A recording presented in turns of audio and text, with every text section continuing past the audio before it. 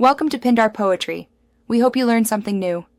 You begin by locking in measurable goals so every post serves a purpose. Once done, pick 1 to 2 platforms where your customers already hang out. That reduces wasted effort.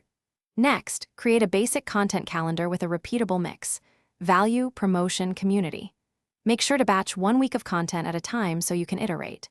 Finally, set simple metrics to watch, impressions, clicks, and leads, and prepare to test creative variations immediately. Now you move into execution. Build posts around 3 pillars that answer real customer pains. Once created, prioritize short-form video and 1 reusable static image format to establish recognition. Make sure to post consistently and engage comments within 24 hours to boost reach. Simultaneously, run small ad tests at $5 to $20 per day for each creative for 7 to 10 days to gather data. Use performance to double down on winners and pause poor performers quickly. To finish, scale what works.